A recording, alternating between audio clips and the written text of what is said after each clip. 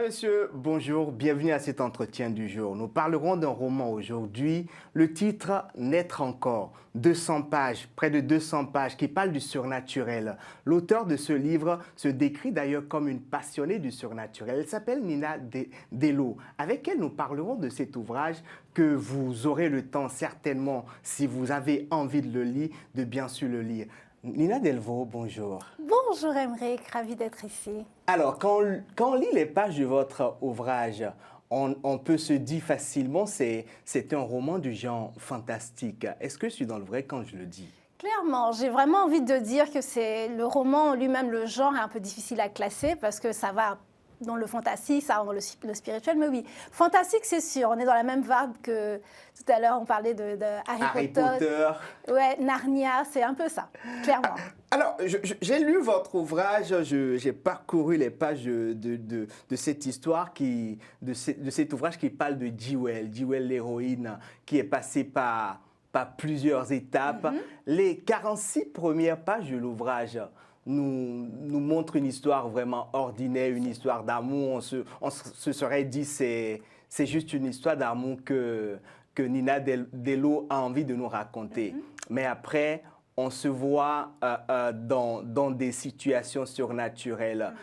Jewel meurt et revit. Est-ce qu'on peut dire, est-ce que c'est à ce moment que Jewel a connu en quelque sorte ce que vous appelez naître encore? Non, pas vraiment. En fait, et déjà là, vous donnez pas mal d'indices sur le livre, mais à ce moment-là, effectivement, quand elle retrouve la vie, le souffle de vie, on peut parler du fait qu'elle est née encore. Mais pour ceux qui liront le livre et qui iront jusqu'au bout, ils verront la différence entre naître encore et la nouvelle naissance, naître de nouveau, qui est complètement différent. Déjà, pouvez-nous dire ce que vous entendez et comprenez par nouvelle naissance, la différence que vous faites de ces deux terminologies? Alors, moi, je suis de croyance chrétienne, d'accord? Et dans la croyance chrétienne que j'ai, c'est quand on croit dans le Seigneur Jésus-Christ, on reçoit sa vie, d'accord? Et ce qui se passe, c'est qu'on laisse tomber la vie qu'on avait auparavant et on reçoit une nouvelle vie, d'où le terme nouvelle naissance. C'est une vie qui est complètement différente de l'ancienne. On reste humain, mais avec un switch, si vous me permettez l'expression, avec une subtilité qui fait vraiment toute la différence. L'ouvrage que vous avez publié à compte d'auteur, il n'est pas édité par une maison d'édition, vous l'avez édité vous-même, Oui. est rempli d'histoires et de récits surnaturels. Moi, j'ai envie de vous demander comment on croit au surnaturel que vous décrivez, dont vous parlez avec aisance, dans un monde où tout s'explique par la science. Ben, vous avez dit le mot-clé, il faut croire. Le surnaturel, j'ai envie de dire, pour l'expérimenter, il faut déjà être assez déconnecté, assez débranché dans sa tête pour ne pas s'arrêter juste à ce que la science nous montre. Comme le disent certains, il faut être assez fou pour croire au surnaturel. J'ai vraiment envie de dire ça. Il faut être assez fou pour croire au surnaturel. Mais finalement, ce n'est pas de la folie parce que le surnaturel fait partie de nous tous. Le monde est le monde tel qu'il est, mais il vient d'où ? Voilà, il y a des sciences qui expliquent tout ça. On parlera de Big Bang. Voilà, mais avant le Big Bang, alors, qu'est-ce qui a permis tout ça? Il y avait peut-être le néant. Et avant le néant, qu'est-ce qui a permis le néant? Vous voyez, si on pousse tout là, il y a toujours une question mark, un point d'interrogation qui reste. Et c'est là où on commence à se dire, il y a quand même une force quelque part, invisible. J'ai envie d'amener les téléspectateurs dans les pages de votre ouvrage. On lira un extrait. Avant qu'elle n'ait pu réagir, la femme toucha son ventre du doigt et dit « Shalom dans ton corps, de la part de celui qui est ». Par Yeshua, son empreinte. Les médecins avaient précisé que les saignements allaient encore durer quelques jours. Les antidouleurs l'avaient rendue un peu groggy. Mais la sensation qui transperçait son abdomen était sans appel. Elle ne saurait dire comment, mais tout à coup, et elle le sait, elle le savait, elle était rétablie dans sa santé. Elle était rétablie dans une santé parfaite. C'est ce qu'on peut appeler une guérison miraculeuse. Oui. Vous parlez de Dieu dans votre ouvrage. Mais il faut remarquer que le mot Dieu, vous l'évoquez très peu. J'aimerais bien comprendre pourquoi ce choix. Parce que je voulais contourner le débat de oui, mais ça c'est un livre chrétien. Ce n'est pas un livre chrétien, c'est un livre fantastique, d'accord? Le point de ce livre, c'est vraiment de dire si tu y crois, tu peux y arriver. Et finalement, si quelqu'un doit prendre quelque chose même qui n'a rien de spirituel ou surnaturel, ça serait au moins de dire à partir du moment où j'y crois, c'est possible.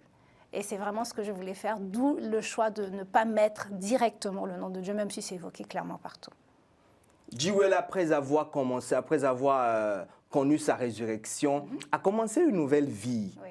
Sa première expérience de vie s'est terminée par des histoires macabres, par une autre macabre, j'allais dire. Sa meilleure amie et son fiancé l'ont trahi. Il s'agit d'une infidélité.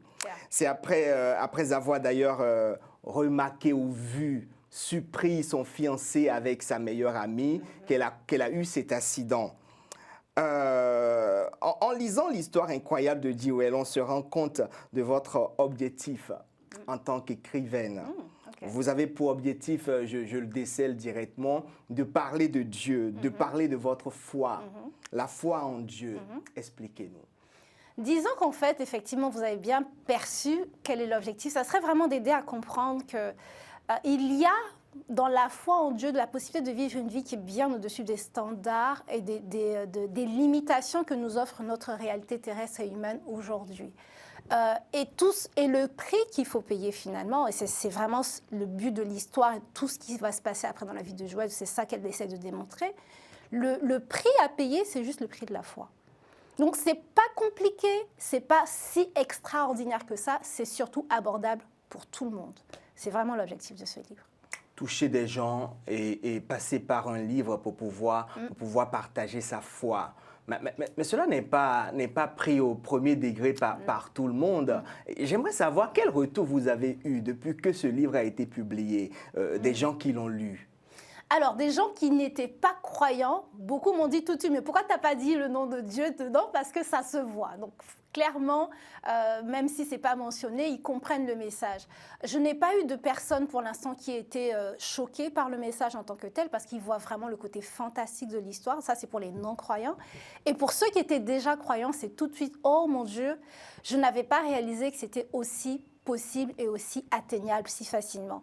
C'est vraiment souvent une remise en question qui s'est mise en place, de se dire, si c'est ça être un croyant, finalement, peut-être qu'il y a des choses que je devrais ajuster, parce que je me rends compte que c'est abordable. On va s'incruster une nouvelle fois dans les pages de votre ouvrage. Okay. Je lis un bout. En lettres, nous sommes appelés à vivre la vie comme côté surnaturel, mais naturellement. Quelques cris de joie fusent à travers la salle. La vie selon ses standards et lui... Je relis, la vie selon ses standards à lui est sans limite, pleine de joie, remplie de réalisations, dépourvue de maladies. Je veux m'attarder sur cette partie, dépourvue de maladies. Okay. Aujourd'hui, nous sommes dans une situation où les hôpitaux sont remplis, on a le Covid-19 qui sévit avec de nouveaux variants et on se dit, où sont ceux-là qui parlent de guérison? Et vous venez dans ce roman, vous dites, on peut vivre une vie dépourvue de maladies. J'aimerais comprendre d'où vient cette idée. Disons que je me rabats sur ce que je crois, ma foi chrétienne. Et dans ma foi chrétienne, il nous a été communiqué cette vérité. Si vous croyez en moi, disait notre Seigneur, eh bien, vous ferez les mêmes choses que moi. Et si je le prends comme témoin ou bien comme modèle, partout où il est passé, il a éradiqué la maladie. Et ceux qui l'ont suivi après, ceux qu'on a appelés ses disciples, les fameux apôtres, partout où eux sont passés, ils ont éradiqué la maladie. Donc, pour ne parler que de la maladie, est-ce qu'on est obligé d'avoir ça et de vivre ça, nous les êtres humains? Non. C'est surtout qu'en général, on ne sait pas comment éradiquer ça de notre vie, que ce soit médicalement ou alors spirituellement, et c'est ça qui est dommage. Mais c'est possible avec la foi chrétienne si on apprend comment. Le discours est facile. Si on apprend comment, j'ai dit. Moi, j'aimerais savoir, puisque vous dites, si on apprend comment on y arrive.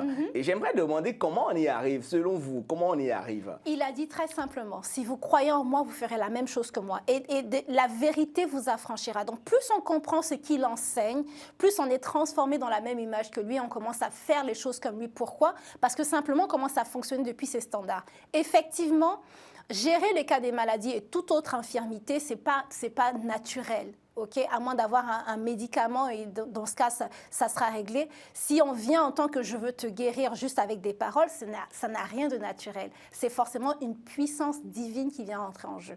Et cette puissance, elle nous est donnée quand on croit en lui et quand ça tarde sur ce qu'il nous enseigne. C'est des avalanches de miracles, des avalanches de surnaturel qu'on découvre en lisant Naître encore. Ouais. On se pose la question, vu le cadre où ces miracles sont déclenchés, où le surnaturel est libéré, n'est-ce pas si ça c'était du réel, n'est-ce pas du désordre, de l'anarchie que des hommes iraient installer peut-être dans un pays ou dans une ville? Pourquoi du désordre? À partir du moment où quelqu'un est guéri, ce n'est pas du désordre. Ce qu'on appellerait désordre, c'est effectivement de créer tout un tohu-bohu et d'avoir, je ne sais pas, une anarchie complète, un soulèvement, mais si c'est quelqu'un qui est guéri, j'ai besoin de guérison, il y a monsieur Emerick qui vient et qui me guérit, ça, c'est pas du désordre. Surtout que si on regarde bien les aspects... Avec les attroupements, on voit, il y a guérison, des attroupements... Les attroupements, c'est pas le fait de la guérison. Les attroupements, c'est le fait du « Oh my God, qu'est-ce qui s'est passé ?» Le « wow effect », d'accord? Donc ça, c'est pas vraiment la faute des personnes qui sont en train de faire des choses. Donc c'est pas aller aider quelqu'un n'est pas du désordre. Après, ce qui se passe autour, c'est vrai que c'est comme un spectacle de rue. Dès qu'il y a quelque chose d'émerveillant, les gens se rapprochent toujours pour voir. Et ça, c'est pas vraiment de notre fait si on veut aider quelqu'un. Si on doit s'en soucier, on va arrêter d'aider les gens. Je pense que c'est pas le plus important. L'objectif, c'est d'aider, et d'aider tout simplement, pas de se faire voir. Ah non! Ah non, mais se faire voir dans quel objectif? Non, non, non. Si on a reçu quelque chose, il faut aller aider. Joël, Ethan, pour citer quelques personnages du livre, William, ces gens-là sont devenus en quelque sorte, ont été regardés comme des dieux, puisqu'ils ont opéré des guérisons, des miracles spectaculaires. Ils sont regardés comme des dieux. À un moment donné, on se dit, est-ce que l'homme, si l'homme opérait dans cette dimension, évoluait dans cette dimension, est-ce qu'il ne deviendrait pas en quelque sorte un autre dieu? Non. Non.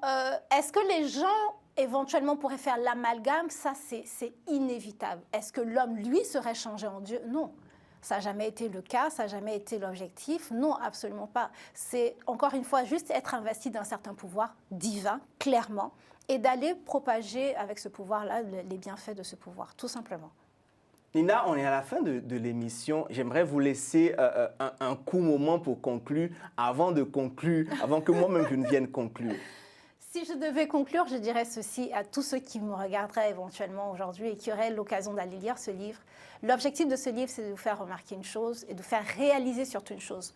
Le surnaturel, pour les croyants en Jésus-Christ, c'est notre naturel. Si on ne le voit pas manifester, c'est peut-être parce qu'il y a certaines choses qu'on n'a pas comprises. Ce n'est pas parce que c'est compliqué, ce n'est pas parce que c'est inaccessible. C'est juste qu'il nous manque certaines compréhensions. Ils n'ont qu'à lire le livre pour mieux s'approprier ce que vous dites.